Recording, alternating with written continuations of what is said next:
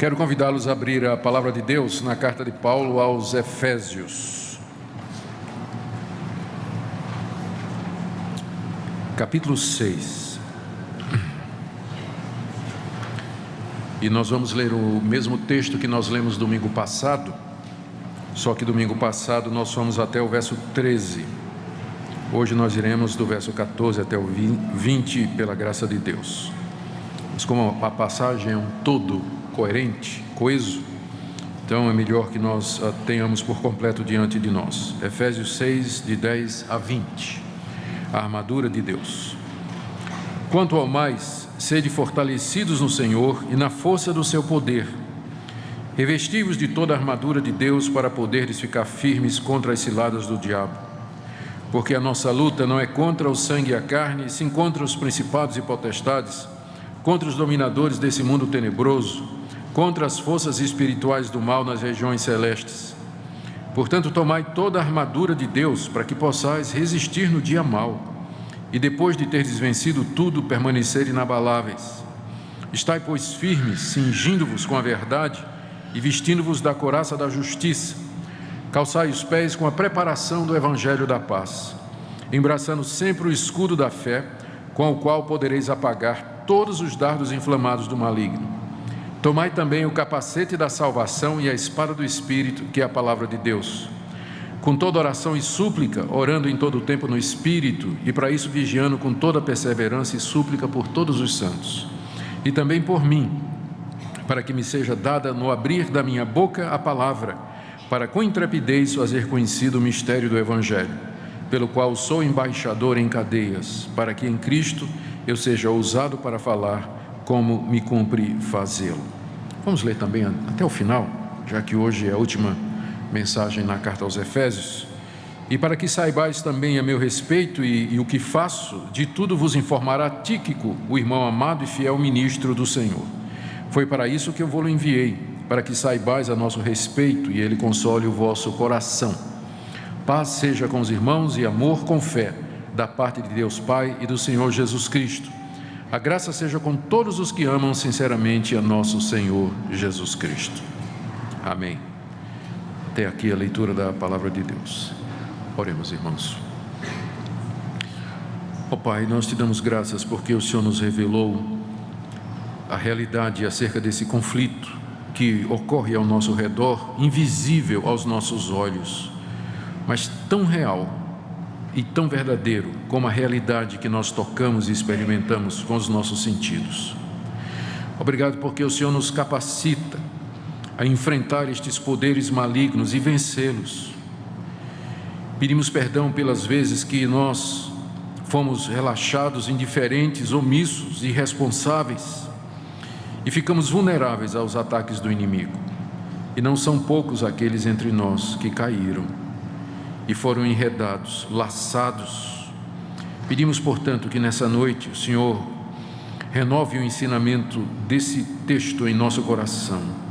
Quero pedir que o Senhor incline os corações, esclareça as mentes, que o Senhor quebre resistências, que o Senhor prepare o caminho para a Tua palavra ser implantada em cada coração, trazendo fruto para a vida eterna. Se alguém aqui nessa noite que ainda não conhece o Senhor Jesus, o único que pode nos defender destes poderes, que seja uma noite de salvação, uma noite de redenção e reconciliação contigo. É o que nós pedimos em nome de Jesus. Amém. Amém. Queridos irmãos, Paulo está nessa passagem terminando a carta que ele escreve à igreja de Éfeso e outras igrejas. Lembre que essa era uma carta circular, ela devia ser lida em algumas igrejas que estavam ali naquela região da Ásia, onde Paulo havia passado e onde depois ele havia enviado obreiros para pregar o Evangelho. E o alvo dele com essa carta era falar a respeito dos privilégios que nós temos em Cristo Jesus, o que é a igreja, e também dos deveres que nós temos como consequência. A motivação foi que Paulo ouviu que os crentes da cidade de Éfeso e daquela região tinham ficado preocupados com a prisão dele, porque Paulo era o fundador da igreja naquela região, era o pai espiritual deles, e os crentes estavam preocupados e levantando perguntas que eram corretas, eram válidas. Por que Deus mantém na prisão o seu servo quando ainda há tanto trabalho a ser feito? Ou por que um homem santo como Paulo, apóstolo, está sujeito a esse sofrimento lá em Roma, numa prisão? Ele responde dizendo que os sofrimentos dele fazem parte do plano eterno de Deus para a sua igreja. Ele está preso porque ele está anunciando o mistério de Deus, que é Cristo. Cristo entre os gentios, Cristo para o mundo, Cristo como Salvador de todas as nações e não somente dos judeus. Isso motivou a perseguição da parte dos judeus que tinham ficado com inveja, com ciúmes, e por conta disso ele estava agora preso. Portanto, em vez de ser um motivo de preocupação, a prisão de Paulo era um motivo de glória para os gentios, era um motivo de gratidão a Deus, porque o seu servo ali estava porque estava fazendo a vontade do Pai.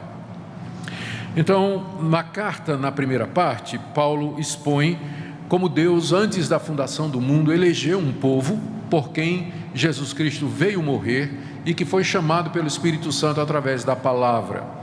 E em seguida ele ora por esse povo, capítulo 1. Em seguida, no capítulo 2, ele fala de como Deus em Cristo uniu judeus e gentios através do Evangelho. A graça de Deus chama pecadores de entre esses dois povos e os constitui no novo homem, uma nova entidade que é a igreja. E no capítulo 3 ele fala então do seu papel nisso, como Deus o chamou e o constituiu como pregador dessa verdade, esse mistério que estava oculto, mas agora foi revelado, que é que os gentios fazem parte com os judeus dessa nova entidade, desse novo povo que Deus está trazendo à existência através do Evangelho.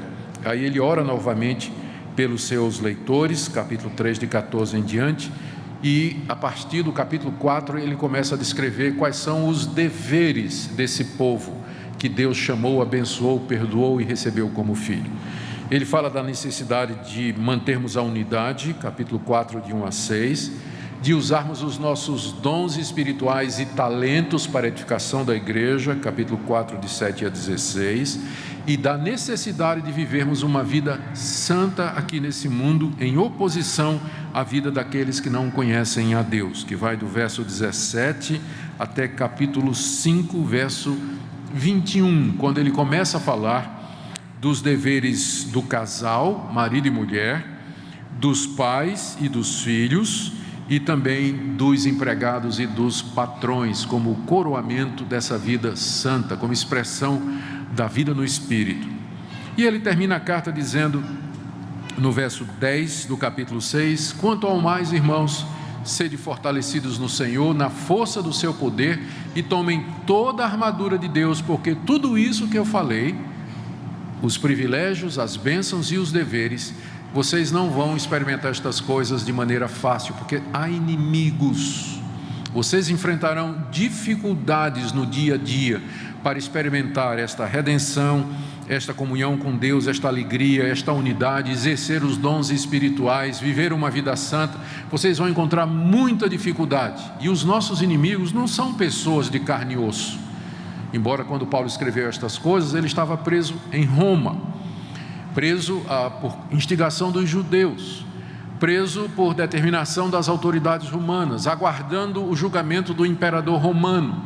Mas Paulo sabia que o verdadeiro inimigo dos cristãos e da igreja não eram pessoas como os romanos, o imperador e os soldados que o mantinham preso na sua casa, mas eram principados e potestades, poderes espirituais da maldade. Eram demônios sob a liderança de Satanás, o diabo, o adversário, o acusador, que se levantavam contra a igreja para impedir que aqui nesse mundo o plano de Deus se concretize. Paulo então, aqui do verso 10 até o verso 20, a parte final da carta aos Efésios, ele nos fala a respeito desse conflito de natureza espiritual. E ele nos diz que como um soldado se prepara para a batalha tomando a armadura, os cristãos também devem tomar a armadura que Deus provê para que possa enfrentar estes inimigos que são mais poderosos do que nós. Isso foi o que nós vimos no domingo passado. Agora nós veremos em que essa armadura consiste e como nós podemos nos vestir dela, e em termos práticos, o que é que significa no dia a dia tomar a armadura de Deus. Vamos começar aqui, mais uma vez, vendo aquela ordem que está no verso 14, que Paulo repete 3 vezes na passagem, verso 11, verso 12, verso 13 e verso 14. Estai, pois, firmes. A ordem é: fiquem firmes, em pé, como um soldado que está montando guarda e em posição de defesa. Essa ordem é extremamente importante para nós, porque ela nos mostra que essa guerra que Paulo descreve aqui, ela é uma guerra de defesa. É a igreja e os cristãos que estão sob ataque. Os poderes espirituais do mal estão vindo contra a igreja. E o que a igreja tem que fazer é ficar firme, como um soldado que está postado numa posição estratégica. Ele já venceu, ele está sobre território conquistado e ele está simplesmente pronto para repelir o inimigo que vem tentando reconquistar ou conquistar aquele terreno que já é dele. Então isso é importante porque há um movimento no meio evangélico chamado movimento de batalha espiritual, que nasceu na década de 80, meados da década de 80, que diz que a igreja tem que partir para o ataque. A igreja tem que ir atrás dos demônios, tem que saber onde é que os demônios se escondem, qual o nome dos demônios, qual é a atividade deles, quais são os planos que ele tem para destruir a igreja. Então, ministérios inteiros foram desenvolvidos nestas igrejas a partir disso. Pastores que são especialistas em desintocar demônio, em amarrar demônio, em decretar a queda de demônio, fazer mapeamento espiritual para saber onde os demônios estão. Na realidade, quando a Bíblia fala do nosso conflito com estes espíritos maus, ela sempre fala do ponto de vista da defesa. Não é? Quando, por exemplo, quando descreve o diabo como um leão, diz assim: vocês tenham cuidado porque o diabo é como um leão que ruge procurando alguém para devorar. É o leão que está vindo, não sou eu que estou partindo para cima do leão, mas eu estou aqui e o leão está vindo contra mim. Então é uma luta de defesa, e é de defesa. Você me pergunta, mas não há nada que a gente possa fazer para conquistar? A resposta é que já foi feito. Quem venceu Satanás definitivamente não foi você e não fui eu, não fomos nós com as nossas orações, amarrações e decretações, não foi nada. Quem venceu o inimigo foi Cristo, na cruz do Calvário. Ele despojou os principados e potestades, ele destruiu aquele que tem o poder da morte, ele amarrou o homem valente. Já ouviu falar de amarrar o diabo, não é? O pessoal fala, né? Eu te amarro. Você já viu aquele decalque de plástico, às vezes na traseira de um carro, dizendo assim, está amarrado? Já viu? Pois é verdade, só que isso está amarrado há 2000 anos. Quando Cristo amarrou Satanás, no sentido de que lhe impôs uma derrota severa, a ponto de que o diabo não pode mais impedir o avanço da igreja no mundo, não pode impedir que o evangelho seja pregado a todas as nações. O diabo não pode continuar a enganar as nações como ele fazia no período do Antigo Testamento. Agora o evangelho vai a todo mundo, porque na cruz do Calvário Cristo esmagou a cabeça da serpente. Você já viu quando a gente sabe como é matar uma cobra, né? Você esmaga a cabeça, mas ela ainda fica. Então a cabeça já foi esmagada na cruz. O que você vê agora são os estertores de uma cascavel cuja cabeça já foi esmagada. Então a posição é de vitória. Nós estamos em Cristo, vitoriosos, já vencemos em Cristo Jesus. O diabo é que está vindo tentar causar a maior destruição que ele pode. Por isso a ordem aqui é: fiquem firmes. Exatamente por isso, fiquem firmes, vocês já venceram, vocês estão em Cristo Jesus, o nosso capitão já venceu, agora vocês têm que ficar firmes, porque apesar de vencido, o diabo ainda é um inimigo poderoso. Há uma ilustração que é tirada da Segunda Guerra Mundial, entre dia D e o dia V. Eu não sei se eu vou lembrar das letras direitinho, mas quando os aliados, através do avanço com os seus aviões e as suas forças, quebraram a espinha dorsal do nazismo, eles disseram que aquilo foi o dia D. Foi o dia que mudou o curso da guerra. Foi o dia que definiu a guerra. A partir daquele dia, quando os aliados infligiram uma derrota drástica nas forças inimigas, a partir dali o inimigo sabia que estava derrotado. O que ele fez a partir dali foi lutar para fazer a maior destruição possível. O dia V, que era o dia da vitória, chegou algum tempo depois, quando o inimigo finalmente se rendeu. Então nós estamos vivendo entre o dia D e o dia V. A vitória já foi ganha na cruz, o golpe fatal já foi dado na cabeça da serpente. E agora estamos esperando o dia da vinda do Senhor Jesus, o dia da vitória, quando então, definitivamente, de uma vez por todas, Satanás será lançado no lago de fogo e enxofre, e com ele todos aqueles que andam segundo as suas tentações e as suas propostas e as suas obras. Mas até aquele dia, nós temos que ficar firmes, como cristãos individuais, como igreja, nos defendendo desses ataques constantes que é feito pelo diabo e pelos seus anjos. E nós já vimos também na vez anterior que esse ataque vem de diversas maneiras. Aqui nessa passagem, Paulo menciona no verso 11 as ciladas do diabo. E ele menciona também, nós vamos ver isso aqui no verso 16, os dardos inflamados do maligno. Através de armadilhas, através de setas incendiárias, através de muitos outros recursos da sua mente doentia, Satanás procura enredar os cristãos, desviar a igreja da verdade e levá-la cada vez mais para longe de Deus, para fazer o maior dano possível na humanidade antes da sua derrota final. Também nós mencionamos que como essa verdade aqui, ela lança luz também sobre esse movimento tão forte nas igrejas evangélicas, que vê a batalha espiritual basicamente como sendo libertação das pessoas das doenças, aflições, enfermidades e calamidades que os demônios causam nelas. O foco é libertar a pessoa da doença, libertar a pessoa do desemprego, do desamor, do casamento que não funciona mais. Então você vai para essas igrejas e lá você tem terapias disso, terapias daquilo, culto de libertação de doença, culto de unção para curar, e como se a arma do diabo fosse só o nosso corpo. O diabo não está interessado em nosso corpo, ele é, na verdade, capaz de deixar você ficar saudável, bonito e rico, desde que você acredite, por exemplo, na mentira, que lhe afasta de Deus.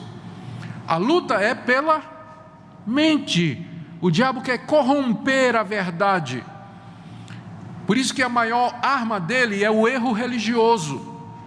A Bíblia nos adverte muito mais contra falsos profetas do que contra os demônios. É só você pegar o Novo Testamento e faça a conta. A Bíblia adverte muito mais contra os falsos profetas do que contra os demônios. Porque o verdadeiro inimigo da igreja é o erro religioso, é você crer numa mentira a respeito de Deus, a respeito de Cristo, a respeito da salvação, porque isso pode não prejudicar seu corpo, mas vai lançar sua alma no inferno. Então, ele está muito mais interessado em que você creia na mentira. Por isso ele vai fazer o possível para afastar você de Deus. Astutas ciladas, setas incendiárias, é isso que ele vai fazer. No caminho, se ele puder ainda colocar uma doença em você, ele vai fazer isso, porque ele veio para matar, roubar e destruir. Mas o alvo dele é aqui, corromper a sua mente. E quando ele não pode destruir a vida de um crente verdadeiro, porque Deus o segura, mas pelo menos fazer com que ele fique cheio de dúvidas. Crente cheio de dúvida, incerto. O diabo não pode impedir que você caminhe até a sua salvação, mas se ele puder colocar pedrinha no teu sapato, ele vai colocar. E todo mundo sabe o que é caminhar com pedra no sapato, né? É horrível, né? Você fica pisando aquilo, né? Que coisa dura, difícil. Então, ele pode não impedir que você caminhe até a salvação eterna dada por Cristo Jesus, mas o que ele puder fazer para atrasar você, fazer com que essa jornada seja dura, cansativa, para que você seja uma pessoa que seja um tropeço para você e para outros, ele vai fazer isso. Ele vai fazer. Essa é a luta. E é por isso a ordem: fiquem firmes, porque o inimigo vem, ele vem mesmo. E ele não vai aparecer na sua frente assim, não é? Como ele é pintado aí na imaginação popular, né? Aquele diabão de vermelho com 2 chifres, um tridente, né? Ele não vai aparecer na sua frente assim. Claro que não. Ele vai, a Bíblia diz que ele se transfigura em anjo de luz. Se transfigura em anjo de luz. Então ele vem de uma forma que você menos imagine e contra a qual você está menos preparado. Daí você precisa ficar firme. Bom, é isso que essa ordem representa. Agora, para ficar firme, o verso 14, você tem que tomar a armadura de Deus. Há uma jogada aqui na língua grega que alguns comentaristas chamaram a minha atenção para isso, eu não tinha percebido. Mas do jeito que Paulo construiu a frase aqui, ele queria mais ou menos dizer o seguinte, no verso 14: fiquem firmes depois de vocês terem vestido a verdade, vestido a couraça da justiça, calçar os pés. Ou seja, ele está explicando como é que a gente pode ficar firme. A gente fica firme tomando a armadura de Deus, não tem outra maneira. Você só pode ficar firme depois de você tomar a armadura de Deus. E aí vem então a nossa próxima pergunta: o que é que significa essa armadura então? E o que é que significa tomar essa armadura? Se você lê os comentaristas e lê as notas de rodapé da sua Bíblia, você vai perceber que tem duas interpretações aqui sobre a armadura de Deus. Algumas pessoas vão dizer que essa armadura são as qualidades éticas que você tem que abraçar e que impede que o diabo vença você. Por exemplo, no verso 14, Paulo diz: estai, pois, firmes, cingindo-vos com a verdade. Ou seja, se você sempre falar a verdade, o diabo não vai ter de que lhe acusar. O diabo não vai mexer com você, porque ele é o pai da mentira. Se você é uma pessoa que sempre diz a verdade, então você não vai dar brecha para o diabo. Ou então, como está no verso 14, vestindo-vos da couraça da justiça. A justiça aqui é tratar a todos com equidade, dar a cada um o que é direito, ser justo com as pessoas. Então, se você for uma pessoa justa, então você estará protegido contra Satanás. Mas o problema é que Paulo já tinha dito, a outra linha de interpretação, ela diz que essas qualidades que estão descritas aqui não são virtudes nossas, mas é o que Cristo conquistou na cruz para nós, a ponto de que alguns intérpretes dizem que o que ele está fazendo aqui, a armadura, é o próprio Cristo. Então, quando Paulo manda que a gente tome a armadura de Deus, ele está dizendo: se revista de Cristo, porque somente assim você vai poder resistir a Satanás. No verso 10, se você voltar para o início da sessão, nós encontramos o que seria a chave para a melhor interpretação, que eu entendo é a segunda. Ele diz: quanto ao mais, sede fortalecidos no Senhor e na força do seu poder. Ele iniciou essa sessão dizendo que nós devíamos nos fortalecer no poder de Cristo. E aí no verso 11 ele diz: revesti-vos de toda a armadura de Deus. Ora, o que você tem aqui é um paralelo. Revestir-se de toda a armadura de Deus é você se fortalecer no Senhor e na força do seu poder. Logo, a armadura de Deus é Cristo e tudo aquilo que Ele conquistou para nós, o poder que vem dEle. Por isso, quando a gente disser aqui, você tem que se vestir da verdade, não pense na verdade em oposição à mentira, mas é a verdade que é Jesus, a verdade de Deus, a verdade maior de todas. Eu sou o caminho, a verdade e a vida. Só essa verdade é que vai poder lhe dar força para enfrentar Satanás. Então, nós vamos analisar as peças da armadura dessa perspectiva, de que a armadura é o próprio Senhor Jesus e bênçãos e virtudes e graças que Ele conquistou na cruz para nós. É o próprio Evangelho, se você quiser, é uma outra definição. O que significa então tomar essa armadura? Aqui é muito importante. Veja como a importância disso. Se você achar que verdade, justiça, estas coisas que estão descritas aqui como peças da armadura, é alguma coisa, são qualidades éticas, então significa que você tem que desenvolvê-las todo dia. Mas se você pensar nelas como sendo o que Cristo já lhe deu na cruz do Calvário, então o que nós temos aqui diante de nós é o seguinte quadro: nós já temos essa armadura. Nós se é Cristo e o que Ele conquistou na cruz, isso aqui já é nosso, desde a conversão. O que você tem que fazer é tomar posse, é você se apropriar disso. Todo mundo sabe o que é tomar posse, né? Especialmente quem veio de algumas igrejas, ouve isso direto, né? Tome posse, meu irmão, né? Pela fé, tome posse da vitória, tome posse da cruz, da cura, tome posse da prosperidade, tome posse daquele apartamento pela fé, daquela esposa, tome posse. Você já ouviu falar disso? Como eu sou presbiteriano, eu não posso falar muito, né? Nesse termo, não falar muito sobre tomar posse, mas eu vou falar hoje à noite. Você tem que tomar posse disso. Isso que significa tomar a armadura de Deus. Quando ele diz, por exemplo, aqui, se cinjam com a verdade já foi dada. Se você é crente em Jesus Cristo, você é crente porque você creu na verdade. Só que você tem que se apoderar disso todo dia. Todo dia você tem que tomar posse disso, em oração. Você vai ver que lá no fim, no verso 18, Paulo fecha a armadura dizendo que você toma essa armadura em oração. Em oração. É a maneira pela qual você veste essa armadura diariamente. Então é assim que ela nos vem. Ela já nos foi dada em Cristo Jesus e diariamente você tem que se considerar, usando a linguagem paulina de Romanos 6, você tem que se considerar aquilo que Deus diz que você é em Cristo Jesus.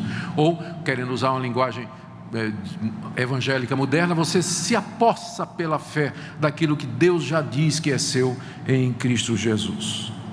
Então vamos ver as peças dessa armadura. Paulo aqui está seguindo Isaías 52, verso 7, onde o profeta Isaías diz: quão formosos são os pés daqueles que sobre os montes anunciam o Evangelho. É inspirado nisso que Paulo vai falar sobre as sandálias do Evangelho da paz. Isaías 59, de 15 a 17, que diz que Deus tomou o capacete da salvação e a couraça da justiça e se vestiu de santidade, onde ele vai tirar a inspiração para o cinto, para a couraça e para o capacete. Ele só acrescenta escudo e espada, mas tudo mais está no Antigo Testamento, especialmente no livro do profeta Isaías, como eu já disse, 52 e 59. Vamos então ver cada uma dessas peças. A primeira que ele coloca aí, no verso 14, é a verdade. Nós temos que nos cingir, nos vestir da verdade, como ela se fosse um cinto. O cinto era a peça mais importante da armadura do soldado romano. Ele cobria toda essa parte do abdômen aqui, e era onde ele pendurava, ou era o suporte do restante da armadura. Era onde ele ia amarrar a couraça, era onde ele ia colocar a espada. Tudo era pendurado ou suportado pelo cinto. Então não é de estranhar que Paulo começa dizendo que a verdade é o cinto da armadura, ou seja, é daí que nós partimos, a verdade do Evangelho que Deus revelou. E de que maneira isso nos protege contra Satanás? É como eu disse, a arma maior do diabo é o erro religioso. Uma vez que você conhece a verdade, que você se apoderou da verdade do Evangelho em Cristo Jesus, então você está em condições de se defender das mentiras, das heresias, do erro religioso que é apresentado por Satanás de forma muito bonita, através de homens preparados para isso, porque você conhece a verdade. Ela é a porta de entrada. Conhecereis a verdade e a verdade vos libertará. Então a verdade é como cinto, é logo a primeira coisa. Como é que eu me aproprio da verdade então? Como é que eu obedeço essa ordem? Cingivos da verdade. Significa todo dia você encher a sua cabeça com essa verdade. Você meditar na verdade que é Cristo. Você meditar nas grandes promessas do Evangelho. Você crer nestas coisas, deleitar-se nas verdades espirituais. Você está se cingindo com a verdade. Ela se torna o cinto que protege o seu abdômen e de onde virão penduradas as outras coisas que se seguem. Segunda parte, ele fala aqui, é a couraça. Verso 14, vestindo-vos da couraça da justiça. A justiça aqui não é um atributo ético, mas é a justiça de Deus pela fé em Cristo Jesus. É a justiça com a qual Deus justifica pecadores como eu e como você. É a justificação. Ela funciona como uma couraça. A couraça cobria o peito do soldado, era firmada no cinto dele, né, no qual ele estava cingido, e era proteção para órgãos vitais. Era proteção geralmente de metal, era proteção para órgãos vitais de golpes que poderiam ser fatais. Paulo aqui compara a justiça de Deus em Cristo Jesus, ou a justificação, a uma couraça. E a figura, essa comparação é muito perfeita. Porque uma vez que você já foi justificado em Cristo Jesus, diariamente você tem que se lembrar disso. Eu vou dar um exemplo do próprio Paulo. Talvez o melhor comentário disso aqui é Romanos capítulo 8. Você vê como isso funciona na prática. Romanos capítulo 8. A partir do verso 31. Paulo diz: que diremos à vista destas coisas? Se Deus é por nós, quem será contra nós? Aquele que não poupou seu próprio filho, antes por todos nós o entregou, porventura não nos dará graciosamente com ele todas as coisas? Agora veja o verso 33. Quem intentará acusação contra os eleitos de Deus? É Deus quem os justifica. É maravilhoso você lembrar disso naquele dia em que de repente um monte de acusação chega na sua cabeça. Você não presta, você fez de novo, né? Como é que? Não tem jeito, você não presta para nada, você é um desastre, você é um crente vagabundo, né?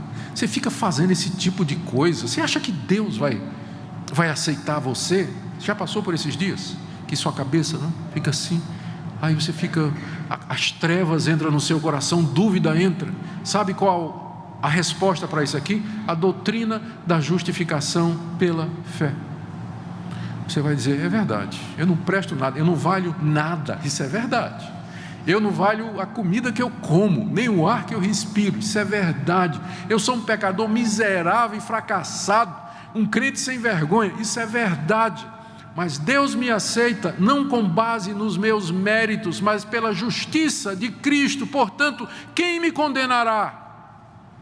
Porque a minha justiça não é minha, mas é do Filho de Deus que na cruz do Calvário se entregou por mim, que cumpriu a lei de Deus de maneira perfeita, que ofereceu um sacrifício perfeito pelos meus pecados. É assim que você toma a justiça como uma couraça para se defender dos ataques do diabo, do acusador, da sua própria consciência. É você lembrar disso. Quanto a gente sofre com culpa.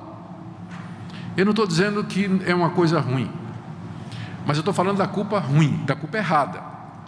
A culpa verdadeira é boa, porque ela vai levar você ao arrependimento. Se você pecou, é bom que você se sinta culpado. Espero que sim. Se você não se sentir culpado, alguma coisa está errada.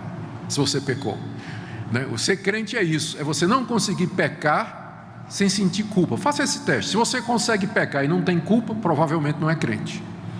Agora, se você não consegue desfrutar o fruto do seu pecado, porque sua consciência fica pesando, é um sinal de que você é crente, tá? Porque você está sentindo culpa. Mas acontece que há uma culpa que vai além do que é justo, que já vira acusação, e que não vem do Espírito Santo. O Espírito Santo nos convence do pecado, do juízo da justiça, sem dúvida. Mas Satanás, ele quer nos levar a sentir derrotados e destruídos e sem perdão, para nos desanimar. A resposta é você sempre lembrar que você é justificado com base nos méritos de Cristo. E isso funciona como uma couraça que lhe protege contra os ataques do diabo, se você lembra disso. E isso significa diariamente, em oração, você dar graças a Deus pela obra redentora de Cristo Jesus. Diariamente você lembrar disso. Você dizer: Deus, eu sei que não sou nada, que privilégio meu, que glória, que graça que o Senhor me dá de poder ser chamado seu filho. O Senhor perdoou os meus pecados e me justificou. É assim que você toma essa couraça. Terceira parte da armadura que Paulo menciona é a paz do Evangelho, como um sapato, verso 15. Calçai os pés com a preparação do Evangelho da paz. O calçado do soldado romano era uma semibota entrelaçada com o solado de couro duro, que tinha como objetivo evitar os objetos pontiagudos que os inimigos jogavam no campo de batalha.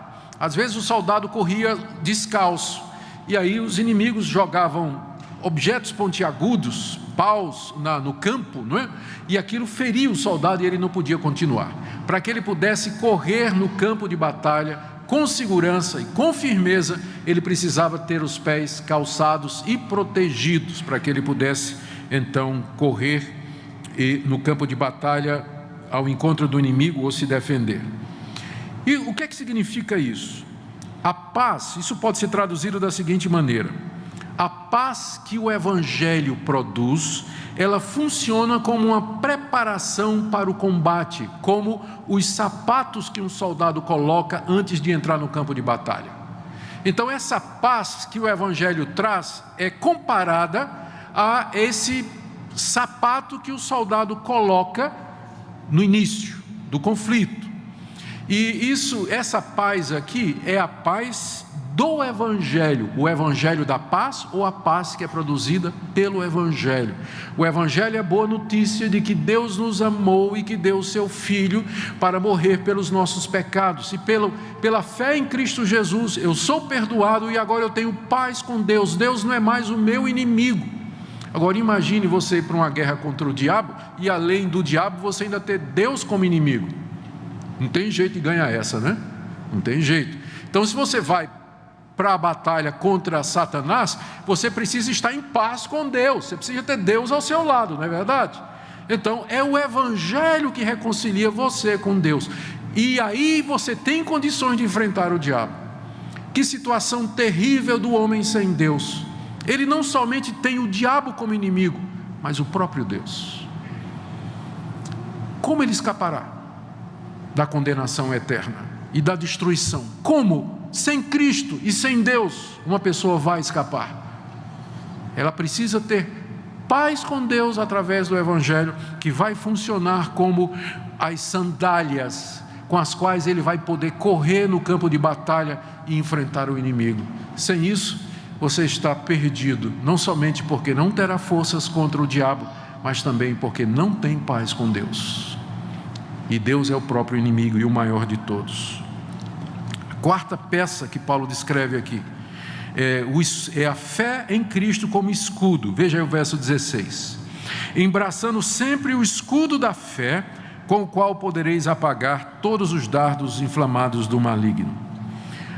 O escudo que Paulo se refere aqui é um escudo quadrado, que é muito popular nos filmes de Hollywood, quando mostra a legião romana fazendo aquelas manobras, né? O soldado com aqueles escudos quadrados, aí eles se juntam um ao outro, fica parecendo uma tartaruga, né? Não passa nada, e aí eles vão avançando. Havia um escudo menor, redondo, que era mais para o combate corpo a corpo, mas o escudo que Paulo está falando aqui, a palavra escudo aqui vem da palavra porta no grego, ou seja, aquele obstáculo quadradão que não deixa você entrar. É aquele escudo. E esse escudo, ele era às vezes feito de uma dupla folha de madeira para impedir. O que acontecia? A flecha incendiária batia na primeira camada e se extinguia ali, não passava para a segunda camada. Ou então era um escudo que era coberto de peles de animais molhada, para enfrentar os dardos incendiários, que era uma flecha, era uma arma terrível naquela época, era uma seta cuja ponta era envolvida em material inflamável, o soldado acendia e jogava, onde batia fazia incêndio. Então esse tipo de escudo, era um escudo oblongo, grande, ele servia para apagar esse tipo de seta. A seta batia ali e morria. Um outro detalhe interessante, a palavra apagar aqui, na língua grega, é de onde vem a palavra asbesto, que em português se refere a um material inflamável, que ainda hoje é usado, né? O asbesto ainda hoje é usado. Então, o que funciona como um escudo que apaga as setas do maligno? Paulo diz que é a fé. Está aí no verso 16. Mas fé em quê? Você tem que fazer aqui essa importante distinção. Pessoas falam da fé como se a fé tivesse uma força inerente. Fé é o ato de você crer, é a capacidade de você confiar em alguma coisa. Mas o que vai fazer a diferença não é o fato de que você crê, mas naquilo em que você crê. Por exemplo, se você crê numa mentira, você vai para o inferno mesmo tendo fé.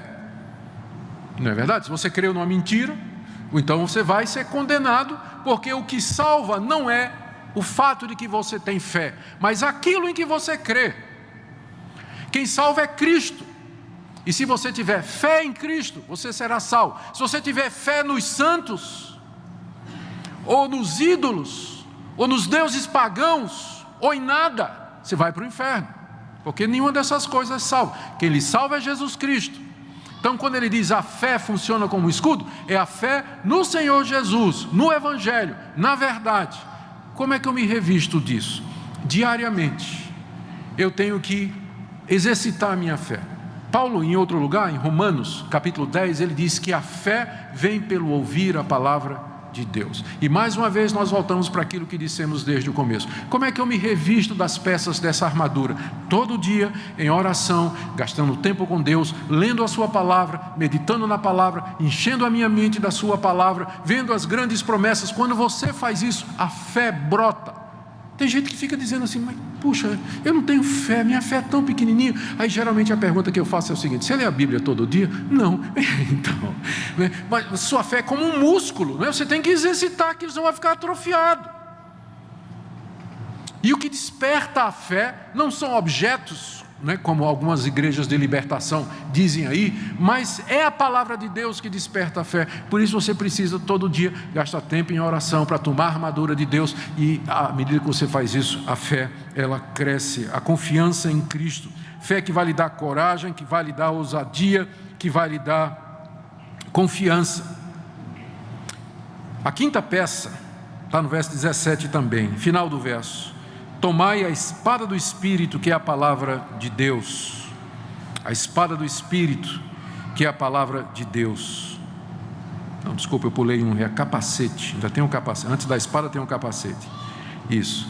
Tomai também o capacete da salvação. O capacete, geralmente feito de couro e peças de metal, protegia a cabeça, parte importante. Se o soldado fosse ferido na cabeça, já era. Então o capacete representa a salvação que nos é dada em Cristo Jesus. Como é que eu me aproprio disso diariamente? Talvez estamos falando aqui de certeza da salvação. Certeza da salvação. Todo dia, certeza da salvação. A salvação já me foi dada em Cristo Jesus, mas você tem certeza dela? Porque crentes incertos e inseguros, eles são como soldados vacilantes, eles não sabem o que é que vão fazer. Eles não têm coragem para prosseguir. Mas um crente que está seguro da sua salvação, ele é um soldado que está pronto para a batalha, ele é ousado, ele não teme nada, porque ele tem certeza. Falta certeza em muita gente. É possível uma pessoa ser crente de verdade e não ter certeza.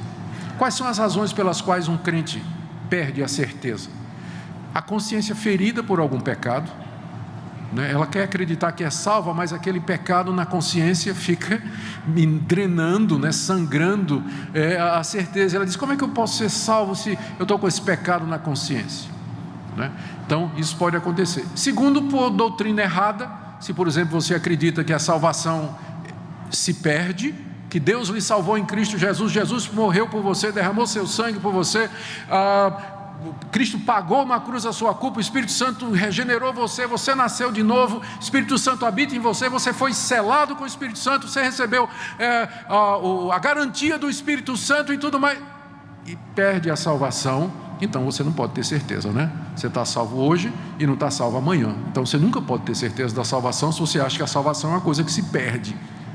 A única base para você ter certeza da salvação é que Deus é imutável, e que o propósito dele haverá de se cumprir, e que se ele lhe disse, e se ele lhe deu salvação em Cristo Jesus, ele não vai voltar atrás, ele vai lhe levantar, vai lhe trazer o arrependimento, você vai mudar de vida e você vai prosseguir até o fim, até o dia V, quando o Senhor Jesus voltar. Mas um crente que está seguro, outra coisa que o crente pode abalar na salvação é exatamente Satanás. Satanás ataca o crente nisso, e às vezes vem a opressão, vem trevas, vem confusão na cabeça, a incredulidade cresce no coração do crente, e ele fica sem saber direito, né? Ele duvida até mesmo da Bíblia, da existência de Deus e das coisas em que ele acredita, ele fica questionando isso aí. Então, crentes que não têm certeza da salvação, eles se tornam instáveis, eles se tornam como que um soldado vacilante no meio de uma batalha, que pode trazer dificuldades para os outros que precisam avançar e precisam do apoio dele, precisam do suporte dele, da ajuda dele, mas ele está lutando com ele mesmo e, portanto, ele não tem essa condição de se engajar. Mas aqui, então, a certeza da salvação, ela funciona como um capacete que protege a nossa cabeça. Não é interessante, não é? A cabeça, a mente, é ali que a batalha é travada, e é ali que o diabo vai atacar, exatamente para tirar você da sua posição de segurança e tranquilidade. E mais uma vez, como é que eu tenho essa certeza de salvação? Diariamente na presença de Deus, sondando o meu coração, lembrando o que Ele fez por mim, lembrando da sua graça e da sua misericórdia e das suas promessas. Agora sim, em sexto lugar, a palavra de Deus como espada, final do verso 17, tomai a espada do Espírito, que é a palavra de Deus. Tem dois tipos de espada que era usada pelo soldado romano. Uma era uma espada comprida, que não é a que Paulo menciona aqui, e a outra é uma mais curta, que era levada à cintura, e que o soldado usava no corpo a corpo para a defesa. Essa espada que Paulo menciona aqui, e ela representa a palavra de Deus, e Paulo está dizendo que quem usa essa palavra é o Espírito, não é isso? A espada do Espírito, ou seja, a espada que ele usa. Talvez a melhor ilustração para isso que Paulo está dizendo aqui é a tentação de Jesus no deserto. Jesus foi levado ao deserto para ser tentado. Primeira tentação: você é o Filho de Deus, dize que estas pedras se transformem em pães. Qual foi a resposta de Jesus? Está escrito, nem só de pão viverá o homem. E assim foi com a segunda, e assim foi com a terceira tentação. Todas elas Jesus respondeu dizendo: está escrito. Isso significa a espada do Espírito, que é a palavra de Deus na guerra espiritual. Você responder às dúvidas, questionamentos, a mentira, as acusações e a culpa com está escrito. Agora, como é que você vai responder isso se você não conhece a Bíblia? Jesus, quando isso aconteceu com ele, tinha 30 anos de idade. O menino judeu começava a memorizar a Bíblia antes dos 12 anos. 12 anos tinha aquele momento de iniciação em que ele já deveria saber decorada boa parte da Torá. Então Jesus conhecia, todas as citações são do livro de Deuteronômio. Então Jesus, alguns dizem que ele passou 40 dias no deserto meditando na palavra de Deus. Quando Satanás veio, ele estava pronto para responder. Então, está você no seu carro, o goiano fecha você. Aí vem a acusação, pode ser um paraibano também. Aí vem a vontade, xinga ele, é justo. Aí você vai dizer: não, porque está escrito. O quê? O que é que está escrito que você poderia dizer agora? Você está no trabalho, é assediado por uma mulher, uma funcionária, alguém que lhe assedia. Tentação: teu casamento não vai bem, tua mulher não gosta de ti, vocês já não falam já não tem relações há não sei quanto tempo. Deus compreende a sua necessidade. Você responde: está escrito. O quê? O que é que você vai responder? Se o chefe chega no trabalho e diz: olha, passa essa nota aí, ou faz essa assinatura aí nesse contrato. Não é bem isso que aconteceu, mas não compramos por tanto, mas vamos dizer que foi por tanto aí. Não faz mal, né? Aí vem: é isso mesmo, senão você vai perder seu emprego, né? Você tem que fazer isso que o chefe está mandando. Você responde dizendo: está escrito. Não farei, porque está escrito. O quê? Entende o que eu estou dizendo? Sabe por que muito crente cai? Porque ele não sabe onde está escrito. E ele não sabe o que está escrito. E na hora da necessidade, ele não tem em que se agarrar, ele não tem argumento no seu coração. Ele não tem argumento com que responder, dia a dia, nas questões práticas, lembrar a palavra de Deus. A gente não diz que a Bíblia é como lâmpada para os nossos pés, luz para o nosso caminho. A gente não diz que ela é a espada do Espírito, é o martelo que despedaça a rocha, que é a única regra de fé e prática. Mas como é que isso funciona no dia a dia, na prática? Exatamente isso. Você tem que tomar a espada do Espírito, que é a palavra de Deus, para você poder rebater as acusações, as mentiras, as tentações que vêm todo dia na sua cabeça. Então é isso que significa, tomando a palavra de Deus como espada. Agora, fechando aqui, verso 18, Paulo diz: com toda oração e súplica, orando em todo o tempo no Espírito, para isso vigiando com toda perseverança e súplica por todos os santos. Eu queria sugerir que o verso 18 está ligado ao verso 13.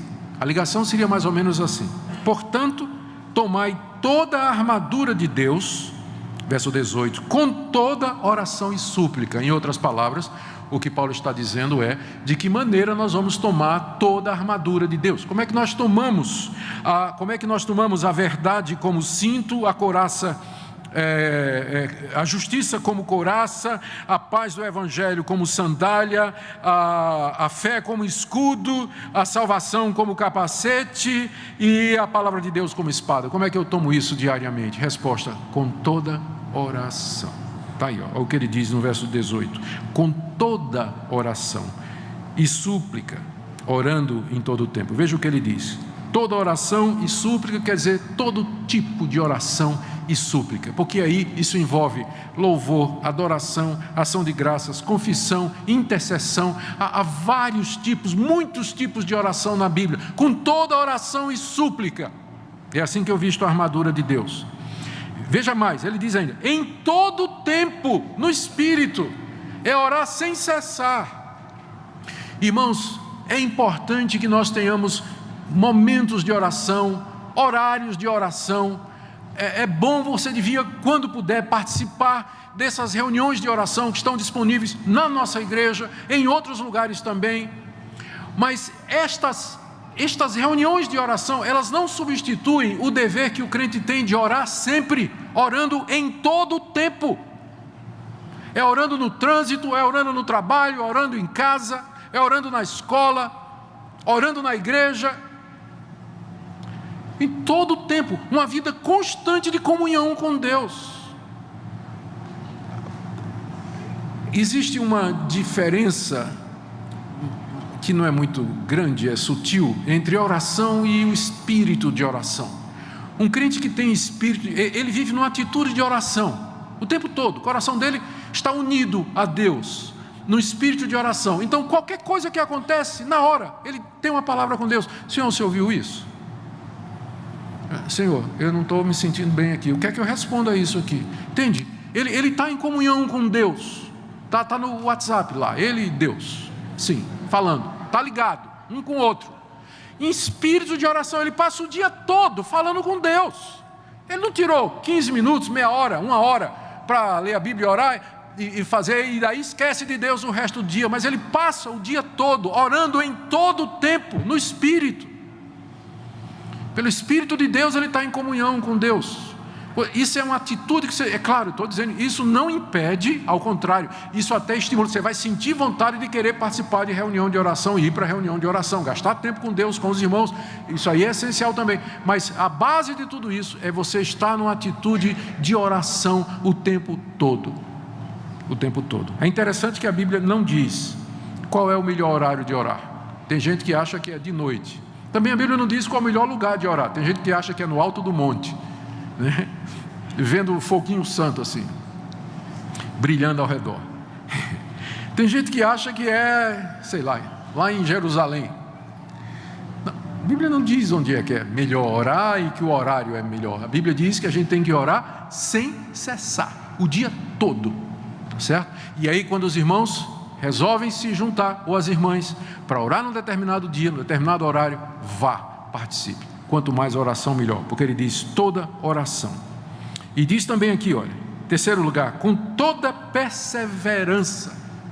Perseverança é insistência, é não desistência, é você continuar orando, ora hoje, ora amanhã, daqui a um ano, você vai orar o tempo todo, você persevera na oração, para que Deus lhe ouça. E diz também aqui no final do verso 18, e súplica por todos os santos. Os santos aqui são os crentes, eles são chamados de santos não no sentido absoluto, mas no sentido básico da palavra, que significa separado. Eles foram separados por Deus, pelo Evangelho, e pertencem a Deus, estão sendo santificados, mas a Bíblia os chama de santos. Nesse sentido, temos que orar, final do verso 18, suplicando por todos os santos, porque são os meus colegas na batalha, é o soldado que está ao seu lado, é o soldado que está na sua frente, que está atrás, somos um exército, e nós precisamos orar uns pelos outros nessa guerra espiritual. Eu preciso das suas orações. Veja o que Paulo diz em seguida, verso 19, e também por mim. Paulo sabe da importância da oração, tanto é que quando ele diz assim, orem por todos os santos, não esqueça de mim não. A igreja ora por mim. E o que é que Paulo pede? Ele estava preso, lembra dele? O que é que ele pede? Ora para que eu seja liberto da prisão. Não. Ore por mim, para que me seja dada no abrir da minha boca a palavra, para com intrepidez fazer conhecido o mistério do Evangelho, pelo qual sou embaixador em cadeias, para que em Cristo eu seja ousado para falar como me cumpre fazê-lo. Não é que seria errado Paulo pedir que os irmãos orassem para que ele fosse livre da prisão, mas ele estava preocupado com outra coisa. Ele queria que enquanto ele estivesse na prisão, ele pudesse pregar o Evangelho, anunciar o Evangelho com autoridade, com intrepidez, para que o mistério do Evangelho fosse manifesto ali naquela prisão. Que lição extraordinária! E isso no contexto de guerra espiritual. Hoje em dia nós somos estimulados, no contexto de guerra espiritual, a orar pedindo libertação dos nossos problemas.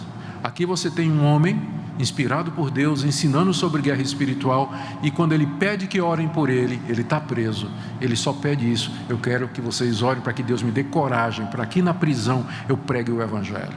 Não quero saber de libertação, não quero saber de saída física daqui, restituir o que é meu, eu não quero nada disso. Eu quero que Deus me dê graça para eu ser crente onde eu estou, aonde Ele me colocou, no meu casamento, no meu trabalho, no meu negócio, onde eu estiver, que ore por mim para que eu seja crente ali onde Deus me plantou, mesmo que seja uma situação tão difícil como aquela que ele estava vivendo. Essa aqui é a guerra espiritual, meus irmãos. Ele termina a carta falando sobre Tíquico, versos 21 e 22, que é o portador da carta, e orando pelos crentes, versos 23 e 24. Queridos, o que é que nós podemos aprender aqui, fechando? Primeiro, há uma batalha espiritual acontecendo ao seu redor.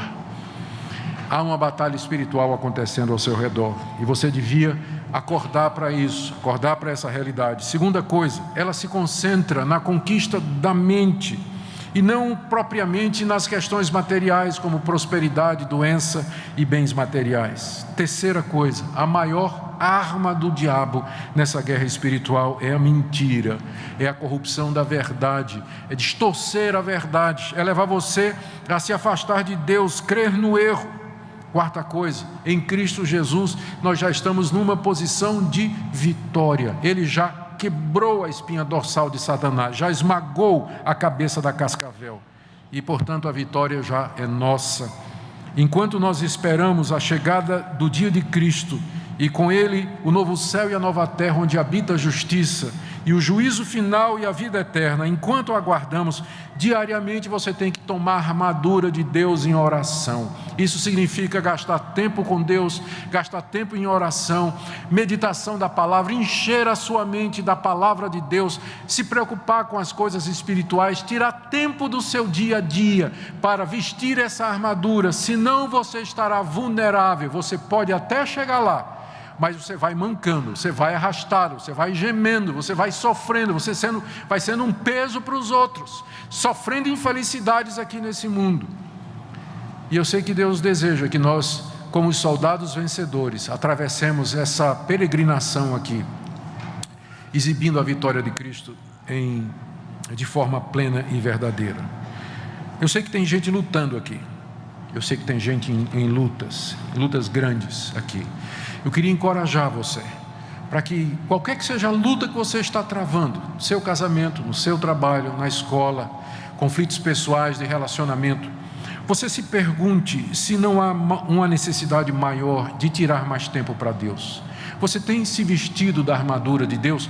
Por que Satanás tem conseguido penetrar? Por que você tem cedido ao erro, cedido ao que é mal, ao pecado? Então, talvez você devia pensar em reprogramar o seu dia e dizer: Deus, eu preciso de um tempo, mais do que isso, eu quero gastar o meu dia em comunhão contigo, aonde eu estiver. Talvez você tenha que ver que a raiz disso de fato é a raiz espiritual. Talvez aqui nessa noite, pessoas que caíram mesmo, estão confusas, estão incertas, estão presas a algum tipo de comportamento, a um relacionamento pecaminoso que não consegue se livrar, ou atitudes e hábitos pecaminosos que impedem que tenha alegria e certeza e viver a vida plena em Cristo Jesus. Eu queria dizer que nós não deixamos os nossos soldados feridos para trás. Deus em Cristo Jesus, Ele quer levantar o soldado ferido, curar as suas feridas e trazê-lo de volta para o ranking da batalha, para as fileiras, para outra vez combater o bom combate até aquele grande dia. E o caminho para isso é o arrependimento. É você se voltar para Deus, reconhecer que você falhou, que você errou, pedir perdão a Deus, aceitar esse perdão e tomar essa armadura de Deus e continuar firme. E talvez hoje à noite aqui haja alguma pessoa que ainda não entendeu o Evangelho de Cristo Jesus. Eu quero lhe fazer essa pergunta: como é que você vai enfrentar esses poderes? Como é que você vai enfrentar esses seres espirituais malignos?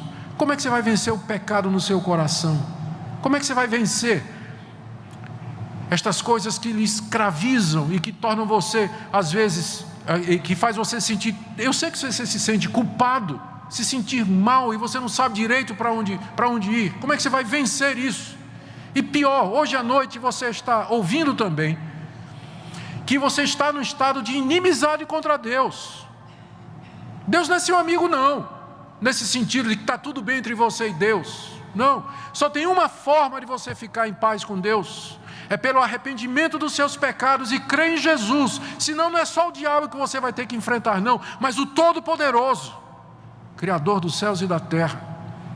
E terrível coisa é cair nas mãos do Deus vivo. Você veio aqui hoje à noite para ouvir isso.